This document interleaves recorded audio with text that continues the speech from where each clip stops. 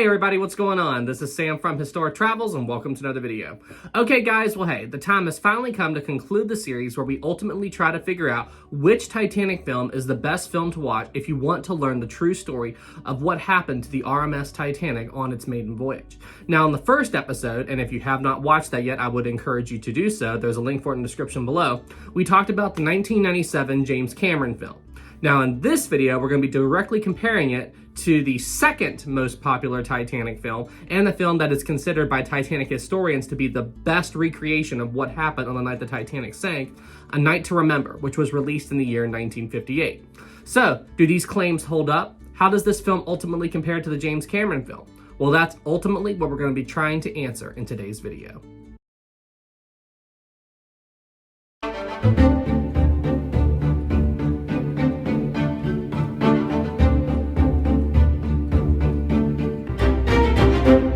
This episode of Historic Travels is sponsored by histobrick. Histobrick makes beautiful, highly detailed Lego models of famous ocean liners from throughout history. They've got the Titanic, the Britannic.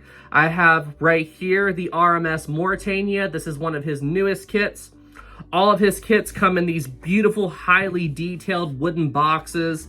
They have a fantastic, easy to read, highly detailed instruction manual on how to put these ships together. If you would like to check out histobrick for yourself, I highly recommend them. There is a link to their website in the description below. A Night to Remember is a Titanic film that was directed by a man named Roy Baker and released to the public in the year 1958. Now this movie is essentially a movie version of the very popular Titanic book, A Night to Remember, written by Walter Lord a few years earlier. Now, unlike what you see with the James Cameron film, which tries to tell the story of Titanic around the fictional characters of Jack and Rose, this film doesn't do anything like that. The ultimate purpose of this movie is to try to accurately tell the full story of Titanic and true story of Titanic as best it can based on what was known about the disaster in the year 1958. Now, it's important to note that where this film came out in the year 1958, you have to remember that special effects technology was a lot more primitive back then when you compare it to what we have today, or shoot, even comparing it to what we had in 1997 when James Cameron made his film. So because of this, the filmmakers had to be very creative with how they did things in order to accurately tell the story of Titanic as best they could with the technological limitations at the time. So because of this, I'm not going to be too hard on the film for their special effects or some of the tricks they did to tell the story of Titanic. I may mention them because I did think it was kind of funny watching the film from today's perspective. However, there's no hate towards that whatsoever. I honestly thought it was pretty clever with some of the trickery they did to try to tell the story of Titanic as best they could at the time. Now, when the movie starts up, it doesn't begin at the beginning of the Titanic's maiden voyage like what you would expect to see. Instead, what happens is they actually start up the film at the actual launching of Titanic. And when I say launching, what I mean is it's the time where the shipyard had just finished the Titanic's hull, or building the Titanic's hull, I should say, and they were getting ready to send it down the slipway and into the water. Now, this was when I noticed my first historical inaccuracy with the film. You see, the movie shows the shipyard of Holland & Wolff and the White Star Line christening the Titanic before they sent it down the slipway and into the water. And while it is true that some companies at the time did do this, the White Star Line did not. They did not christen their vessels. But anyway, after they did the christening in A Night to Remember, they successfully sent the Titanic down the slipway and you could see the ship enter the water. Now, when I was actually watching the launching of Titanic in the movie, I did notice something odd. The vessel I saw going down the slipway, well, it didn't look like the Titanic. And so I did some research into this, and as it turns out, they used stock footage of the launching of another famous ship, the Queen Elizabeth, and they used that footage and just pretended that it was Titanic for the sake of A Night to Remember film. This is one of the tricks that they had to do at the time to make this movie and make it seem, legit, because even though they didn't have the CGI technology at the time to simulate Titanic very well, what they did was they used stock footage of other ships and then just pretended it was Titanic for the sake of the movie. Pretty clever. Following the launch of quote-unquote Titanic, the film then jumps ahead to April 10th, 1912, the day the Titanic left Southampton for its maiden voyage. It's at this time you see passengers leaving their homes to go on board the Titanic, you see some of the Titanic's crewmen on the train heading to board the Titanic, and so on and so forth. Now, it's also at this time that the film goes to introduce some very important people to the Titanic story to the audience, like Thomas Andrews, Captain Smith, Bruce Ismay, and so on and so forth. Now, one thing that I really like about these opening scenes in the movie is they go out of their way to discredit one of the very popular Titanic myths that people usually like to scream whenever they're talking about why the Titanic sank. The fact that the Titanic was going for a speed record. They say in the movie that the Titanic was not going for a speed record. Bruce Ismay says that he thinks that the ship is going to arrive in New York on Wednesday morning, and then Captain Smith says, well, we might do a little bit better than that. But then Andrews says, I hope you're not going for any kind of speed record or anything. And Captain Smith goes, no, nothing like that. I'm like, okay, that's a really cool thing they did. They really did try to discredit that myth all the way back in the 1950s. Good on them. Following these important opening scenes, the Titanic then blows its whistle and departs Southampton to begin its maiden voyage. Now, the observant among you may notice something odd about the video you are seeing of the Titanic leaving port. That ship is not the Titanic. The hull configuration doesn't match up. What the filmmakers did, since there wasn't any known footage of the Titanic leaving port, they simply used footage of other four-funnel ships leaving port and said that those ships were the Titanic. More specifically, they used footage of the Lusitania and Aquitania leaving port and simply said that those ships were the Titanic for the sake of the film. And honestly, I completely understand why they would do this, because think about it. Unless you're someone who is really into ocean liners, most people would simply see a four-funnel ship and instinctively think, oh, that's Titanic, because Titanic is the most famous four-funnel ship that people see. Most people, even today, don't know that there were a lot of four-funnel ships, not just Titanic. I myself have also encountered this as well, I've been talking to people, and people would see me looking at books of other famous ocean liners, and they see a four-funnel ship. Even if I'm not looking at the Titanic, let's pretend I'm looking at the Lusitania, they'll simply see this four-funnel ship in the book or whatever I'm looking at, and they'll go, oh, are you reading a book on Titanic? I'm like...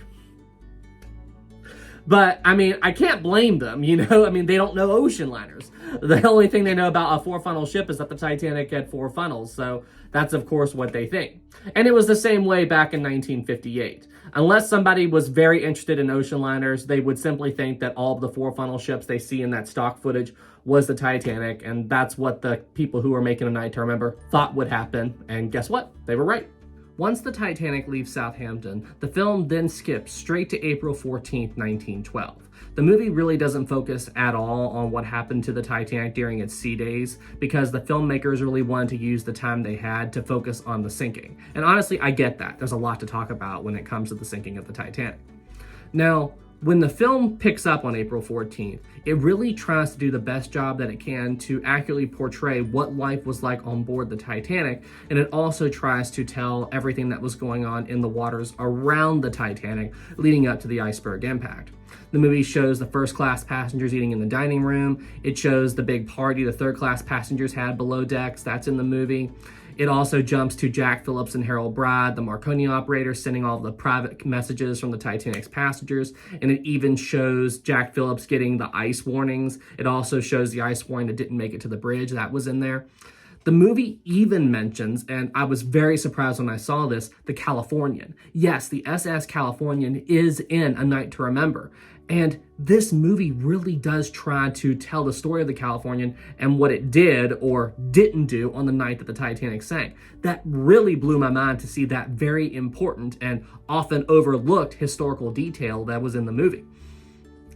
When it was focusing on the Californian, another very small but important detail that it had that really surprised me was they mentioned the Labrador Current, the current that brings the icebergs from the north down south into the shipping lanes. I could not believe that was in it. The movie even got the detail where Jack Phillips was sending those passenger communications or passenger letters late in the evening on April 14th, and it showed where the Californian tried to radio the Titanic and warn her about the ice, and Jack Phillips told the Californian to shut up.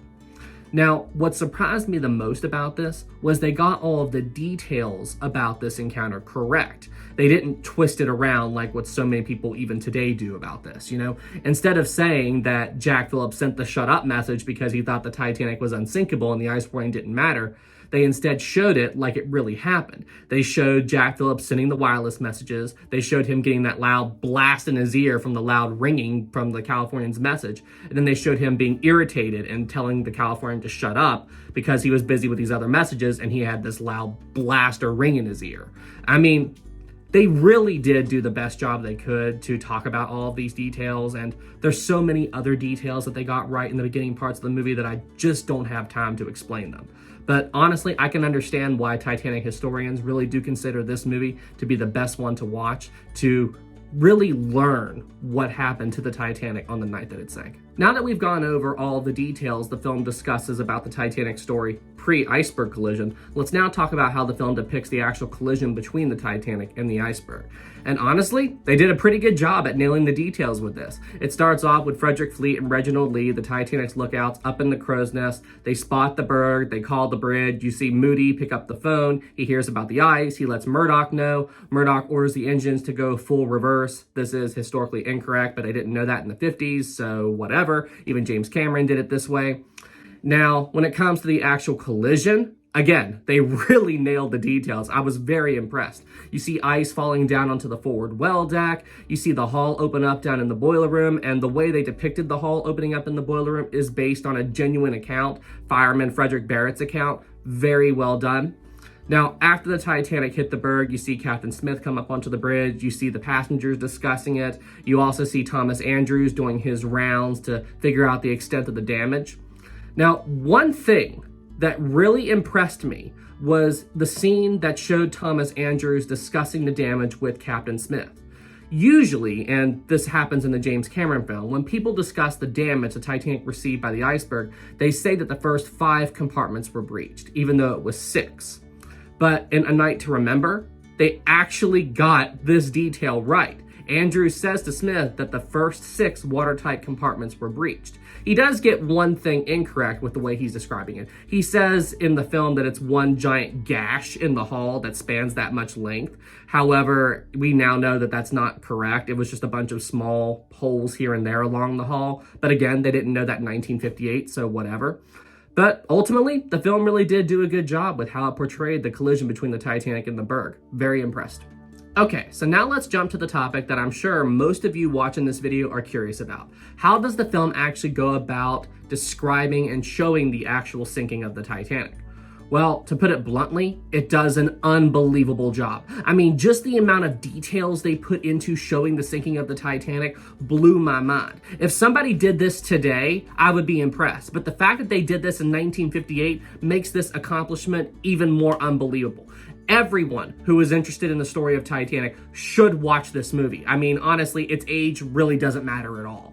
I mean, for example, okay, you know how in the real sinking of the Titanic, not long after the iceberg impact, the steam started venting out from the funnels. This is shown in the James Cameron film. However, in the James Cameron film, this is not explained. But in A Night to Remember, they actually show why the steam is venting from the funnels. You can actually see the steam pressure gauge rising. So then as soon as you see that, it jumps to the steam venting from the funnels. I mean, I could not believe that they took the time to explain this one seemingly insignificant detail to the audience. I mean, it's absolutely unbelievable. And that's just the tip of the iceberg, no pun intended, on how this film goes about showing the events that occurred during the evacuation of the Titanic. It shows how the women and children were hesitant to get into the lifeboats during the early stages of the sinking. It shows how the flooding was proceeding through the Titanic as time went by. It shows how the Californian, even though they could see the Titanic, why they were confused about the distress rockets the Titanic was sending up. It also shows how the Californian's radio operator was asleep, so he didn't hear the Titanic's distress signal. It jumps to the Carpathia, and it shows how Harold Cottam, the Carpathia's wireless operator, just happened to hear the Titanic's distress signal because, remember, he was getting ready to go to bed for the night. It also shows how he broke into the captain of the Carpathia's room to tell him the Titanic was sinking. It has Charles Yalkin, the baker, who was really drunk during the sinking, and it shows pretty well what he was up to during the evacuation. It also shows the only male passenger that Lightoller let into a lifeboat, the yachtsman, I forget his name off the top of my head, but it shows how he got into a boat. It even has Edith Rosenbaum. She was the passenger that had the toy pig, and she went back to her cabin during the sinking to go and get the pig before she got into a lifeboat. I mean, I can't go into all the detail that the film puts into showing the sinking in this video, but I mean, you get the point. It really does try to paint the most accurate picture it can about all of the events that happened on the Titanic as best it can. I mean, it's unbelievable. Now, I know up to this point, I've been giving the movie a lot of high praises. I've been talking about how historically accurate the film is and how the film tries to stay true to history with a few minor issues here or there. But the film does have its problems. You know, there are some pretty significant issues with the movie that I just haven't jumped on or talked about yet. And I'll give you a few examples. Despite the fact that the film does try to be as historically accurate as possible, the film does have some fictional characters in it, similar to Jack and Rose. However, these fictional characters are really just side characters, and they only just show up here and there, so honestly you don't really notice them too much. I certainly didn't, and they definitely don't take away from the story of Titanic like the whole Jack and Rose love story did in the James Cameron film. There are also some pretty big historical inaccuracies too. There is a really big one that we'll talk about when I talk about the Titanic's final plunge, but jumping back to the evacuation, one of the biggest historical inaccuracies I noticed was how the film portrays Lightoller. The film basically acts like Lightoller was the sole officer that was working on launching all of the Titanic's lifeboats. And it actually shows events happening to Lightoller in the film that actually happened to other officers. A good example of this is the whole encounter between Ismay and Lowe, where Ismay kind of had a panic attack and started screaming, and Lowe yelled at Ismay. Well, in A Night to Remember, they show this encounter happening between Ismay and Lightoller. Another issue I have with the film is how the film kind of portrays Murdoch. Captain Smith tells Murdoch at the beginning of the evacuation to muster the passengers. He doesn't tell Murdoch to handle the lifeboats on the starboard side like what really happened. Now, the film does try to correct this a little bit later on. It does show Murdoch letting some male passengers into the boats. However, it's only very gently touched on. The film also likes to make a big deal on the whole everybody thought the Titanic was unsinkable myth. You know, it has Captain Smith going, "The Titanic is unsinkable," even though he never really did do that. But overall, despite these issues the movie does have, it really doesn't take away too much from the full story of Titanic. And as long as you keep these small issues in mind, you will have a great experience watching this movie. The movie really does do a good job at telling the full story of Titanic as best it can. Now let's talk about how the film depicts the Titanic's final minutes. The final minutes of Titanic actually start off pretty historically accurate. It shows the whole drama with collapsible A and B, how collapsible B ended up getting flipped upside down when it was thrown from the roof of the officers' quarters down to the boat deck. You see collapsible A get floated off of the Titanic as the final plunge is beginning. You see the Titanic's band playing Nearer, My God, to Thee. You see all of the people running towards the Titanic's stern, including our favorite Titanic crewman, Charles Yalkin, being drunk and wandering around. I'm sorry. Every time I picture Charles Yalkin running around on the Titanic, it just makes me chuckle a little bit. I know it shouldn't, but it's kind of funny. Anyway, but now we're coming up on the biggest historical inaccuracy in the film, and that is how the movie portrays the Titanic's final plunge. In the movie, they show the Titanic sinking in one piece. Now, in case you're wondering why, back then, that is what everyone believed. Everyone thought the Titanic sank in one piece. They shouldn't have. There was evidence, even before the wreck was found, that the Titanic did break apart, but for whatever reason, no one believed it. Now, I'm not going to be going into any detail as to why this was. However, I did make a full video on that topic. If you would like to watch that video, I will include a link to that video in the description below. However, despite this one really big inaccuracy, the film really does do a pretty good job of showing the Titanic's final moments. Following the sinking of the Titanic, the movie does a pretty decent job in depicting the events that happened following the final plunge. You see Molly Brown get into an argument with Quartermaster Hitchens about going back to pick up more passengers, and it even has Molly Brown threatening to throw Hitchens overboard. I was really happy to see that. Look, I tell you, you do not mess with Molly Brown. Molly Brown is awesome. She is definitely one of my favorite passengers. You also see Fifth Officer Lowe rearranging people in the lifeboat so he can empty out one boat so he could go back and pick up survivors from the water. That was very well done. You also see Second Officer Lightoller over on Overturned Collapsible B trying to organize the people around that boat so they could try to stay balanced on top of the upside down boat until they could be rescued. That was well depicted. You see the Carpathia heading towards the Titanic sinking site. You even see where the Carpathia spotted the flare from Boxhall's lifeboat. That isn't explained in the film, but you do see them spotting the flare, so hey, good job on that. Overall, the film did do a pretty good job in depicting what happened after the Titanic sank. Very impressed. Okay, so now that all of us watching this video now have a general overview of A Night to Remember, how does this film ultimately fare out? Do I think it's a good movie to watch in order to get a good understanding of the story of the Titanic? Absolutely. Even with the historical inaccuracies with this film, the film does do a good enough job that if you watch it, I would say that the watcher would have an above average knowledge of what happened on the Titanic on the night of the sinking.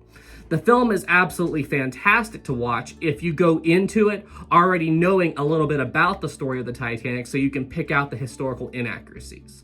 But even if you're walking into it like with no knowledge of the Titanic, you would have no trouble understanding what was going on. And then once you did watch the film, I think that that would inspire people enough to go back and do their own research about what really happened to the Titanic so they could spot out the historical inaccuracies themselves. All right, now let's try to answer the ultimate question of this series. Which Titanic film is the best to watch for the watcher to get a good understanding of the true events that happened on the real Titanic on the night of the sinking? Is it the 1997 James Cameron film, or is it A Night to Remember? Well, in my opinion, I think whoever starts studying the Titanic, if they want to use one of these two movies as a reference, they shouldn't just use one of these movies. They should actually use both. I would argue that I think the best way someone should go about learning about Titanic through these movies is to first watch the James Cameron film and then watch A Night to Remember. And in case you're wondering why, well, I'll explain.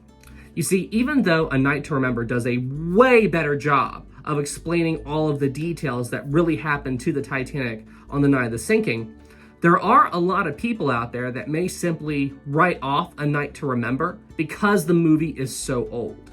Even though the James Cameron film doesn't do the best job of explaining all of the details that happened to the real Titanic on the night of the sinking because it's too busy telling the fictional love story of Jack and Rose, it does do a good enough job that it can cause people to become interested in the Titanic. It's certainly what happened to me. I would not have become interested in the Titanic if it wasn't for the James Cameron film. Or it may have happened much later, you know. The James Cameron film is definitely what inspired me when I was a kid.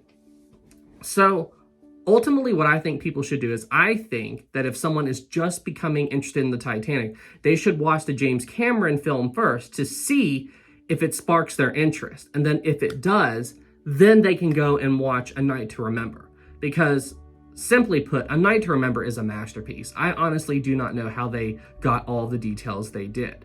And if someone is okay with watching an old movie, they should definitely watch A Night to Remember first and then go to the James Cameron film. However, a lot of people, as I said, don't like older movies, and I think the James Cameron film does do a better job of causing people to become initially interested in the Titanic. So bottom line, A Night to Remember is the better film to watch to get a true sense to the true story of Titanic. However, I think the James Cameron film is better suited to cause people to become initially interested with the Titanic. All right, everybody. Well, hey, that's it for this video. Thank you all so much for watching. If you enjoyed this video, please be sure you leave it a like. If you're new here, please subscribe to the channel. Thank you guys so much. It really helps out a lot. And you all take care, and I will see you guys in the next official Historic Travels video. Y'all have a good one. Thanks to our Captain level Patreon supporter, Tammy Lee. Thank you so much for all the support.